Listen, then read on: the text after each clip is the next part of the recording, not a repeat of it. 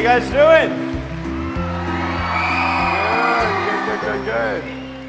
Well, guys, I was born this way, and there's no medical reason why that happened. My brother and my sister were born with arms and legs, and sometimes in life, things happen that don't make sense. My doctors never thought that I'd be able to walk, and today, I'm walking. I'm from Australia. Anybody one day want to go to Australia? It's such a cool place. And I now live in LA. I'm a Southern California boy. So I only live about 4 hours from here. And today I'm going to tell you, man, I love freaking people out. One day I'm in a car. I'm in the front seat. I'm not driving, of course. Can you imagine if I'm driving a car? They reckon they can put a joystick, that thing that controls my wheelchair, we can put that in a car. Like, how fully sick is that? Like, imagine if I get pulled over by the cops. Can I have your driver's license, please? Yeah, but it's over there, you're gonna have to get it. Imagine if I'm in big trouble. Put your hands up! Get out of your car!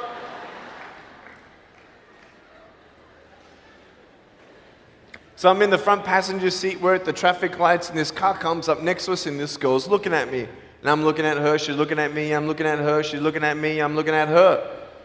All she sees is my head, right? She has no idea that I have no arms, no legs. So I'm thinking, cool. I'm gonna freak you out. So I get the seatbelt in my mouth, and I loosen it like this, so then I can freely move. And she's looking at me like, why are you eating your seatbelt? So I pull it, the belt is loose, I can move. Now she's looking at me, full 100% attention and focus. Now just imagine all you see is my head, all right? You might want to put up your hand up to your face to cut off the rest of my body, all right? So you can really see the effect. So just, that's it, exactly. Here we go, ready? I just did this.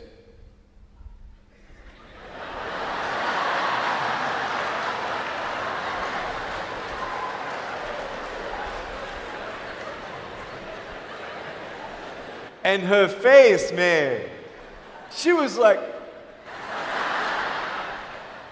she nearly ran the red light, man. It was so good. My parents always said, Nick, you don't know what you can achieve until you try it.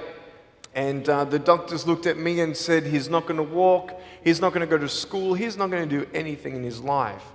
And then my parents, they just loved me like crazy and said, you got to try. Try this, try that, try this, try that. And I'm thinking sometimes like, Mom and Dad, you're crazy, man. I have no arms, no legs. How would I ever be able to do this or do that? But they encouraged me and they loved me. And as human beings, we're waiting for stuff like that. We all want love. Everybody say, love. Very good. We all want love. And, I went to school and I wanted to be cool, You go to school and you want to be accepted, And so you see these guys and you're like, oh, man, everyone swears like every third sentence, F this and F that and F and this and F. Like what? Like they think they're cool, And so I'm thinking, man, maybe I need to be like them to be cool. And then you compare each other with how we look, and I wish I was smarter, I wish I was taller, I wish I was shorter, I wish I was more popular, I wish I did this, I wish I didn't have that. I wish my life was different. That was me when I was about 8 years old. I looked at myself and I looked at everybody else, and everyone else had more than me. And I'm asking, why? Why me? Have you ever asked the why me questions, but get nowhere? If I had no answers from the doctors, and if I had no answers from my parents, I still have a choice every day in my life to keep going or give up. You see this book up here? This is my favorite book in the whole wide world. This is my favorite book, the Bible. And here I am.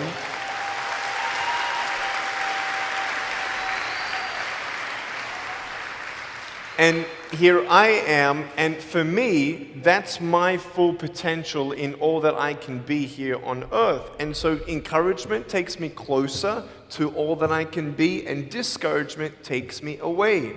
You see, it only takes 3 seconds for someone to tease me when I was at school and just say, you're ugly. You can't do this and you can't do that. And some of you thinking like, man, seriously? You had kids picking on you? Like, how heartless are those kids? Picking on me with no limbs? Like, you would probably say, well, I'm not that bad. I wouldn't pick on a kid with no limbs. But why would you pick on anyone? Well, because it's fun. It's just culture. Okay, we'll get to that. But for me facing all that stuff, I'm getting these seeds. Everybody say seeds. S-E-E-D-S, seeds. Have you seen the pictures of the sequoia reds up here in California? These huge trees. Like some of the trunks could be as nearly big as this room. I've seen those photos where they've actually dug out a tunnel in a trunk of a tree. You can drive a full-size SUV right through it. That all started with a little seed. If you leave a seed of lies in your heart and in your mind and you don't know the truth, if you don't know the truth, you will die with the lie. I started dying because I started believing what I was told. I want you to know the 3 things that I needed to come to in my life is the truth of my value, the truth of my purpose, and the truth of my destiny. I want you to know something. In our mind, we put ourselves down all the time. I want to ask you today, do you think I'm cool enough to be your friend? But I don't swear, I don't use the F-bomb. Am I still cool enough to be your friend? But I don't tease people. Am I still cool enough to be your friend? But I have no arms, no legs. Seriously.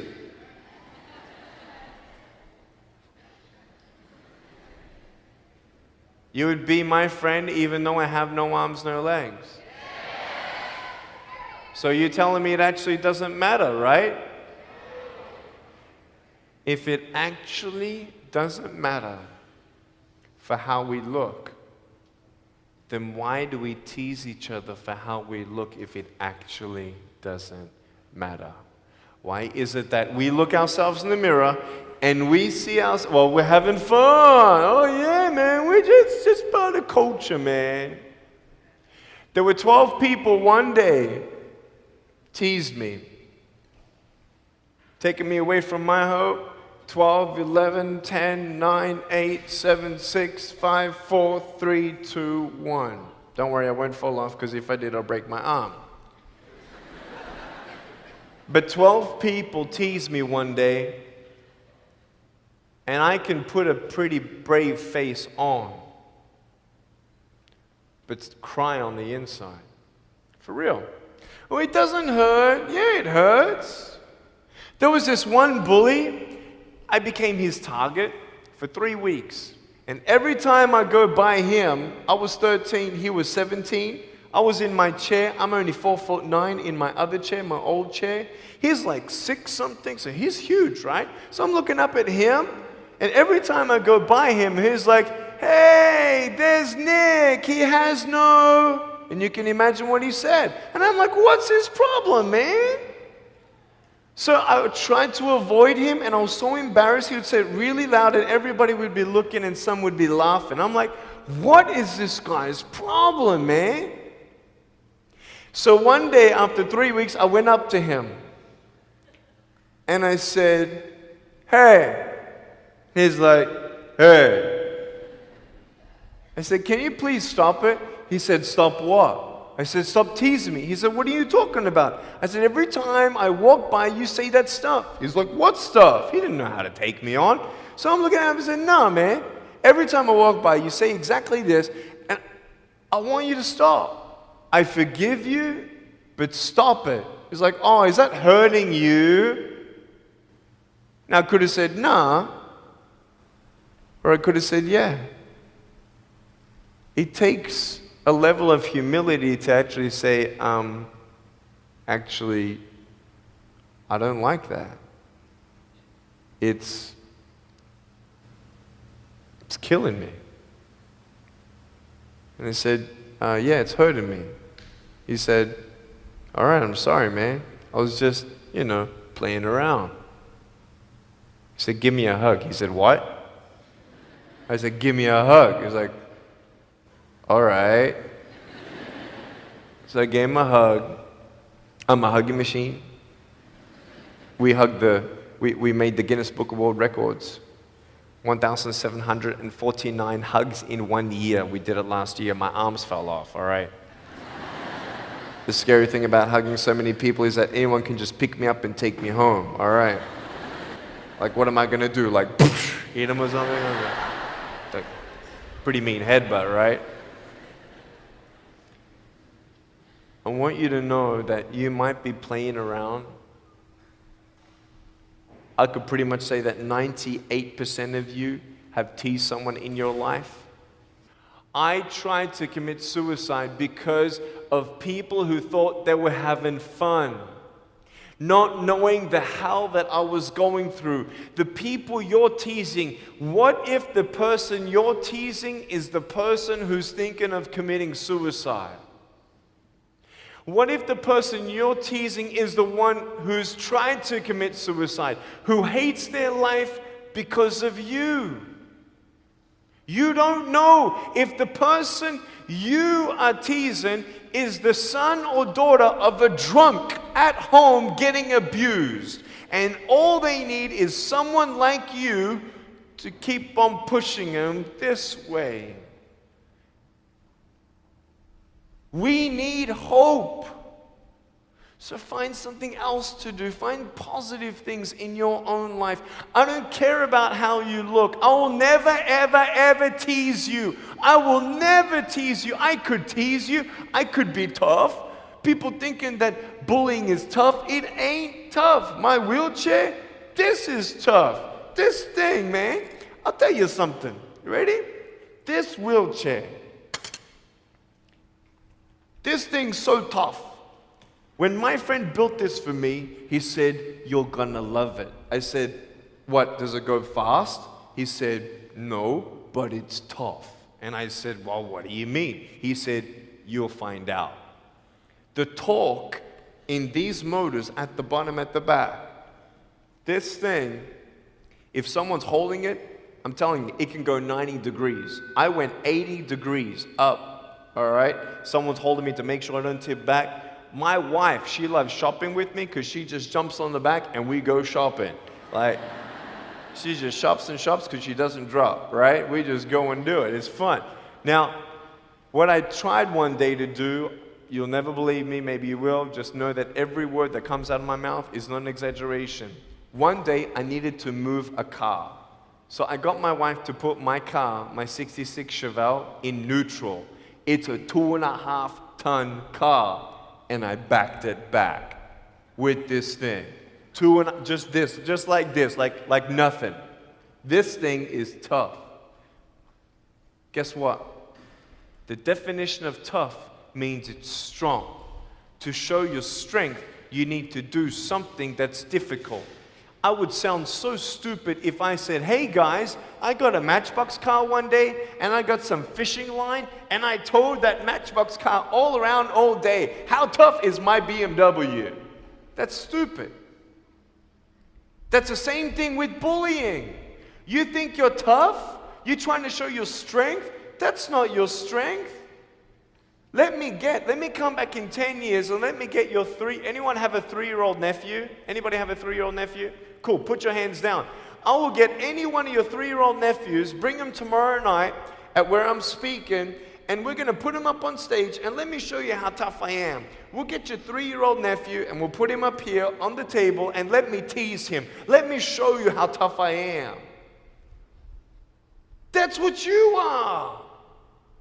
I could pick on you, you biggest bullies. I could pick on anything you like.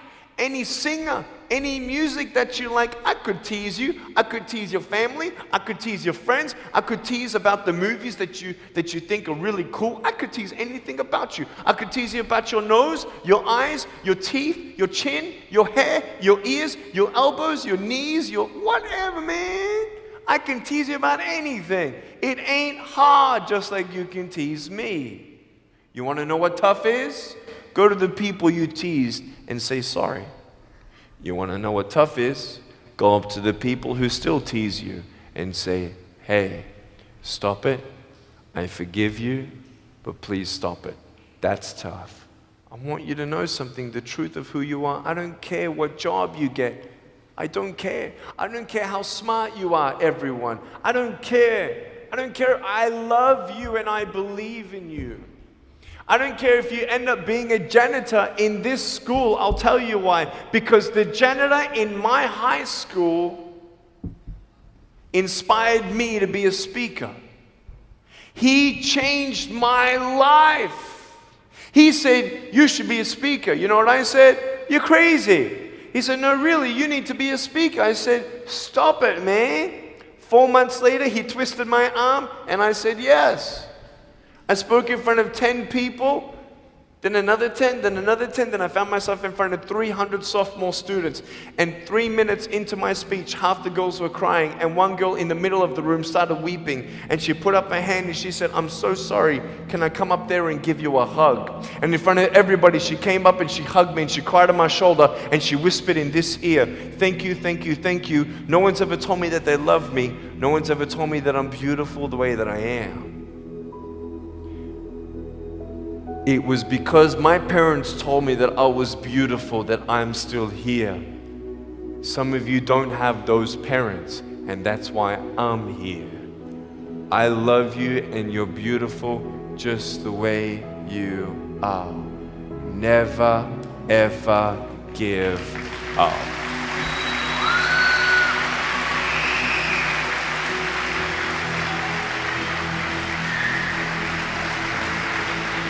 How many schools do you think that I spoke to actually stopped bullying altogether?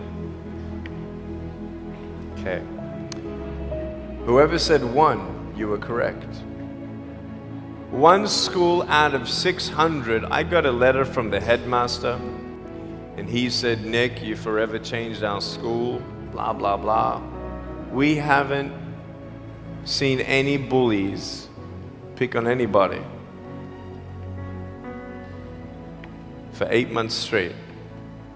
We don't know what happened, but in the best words that I can describe, there's just a new thought in the air that it just ain't cool anymore. It just ain't cool.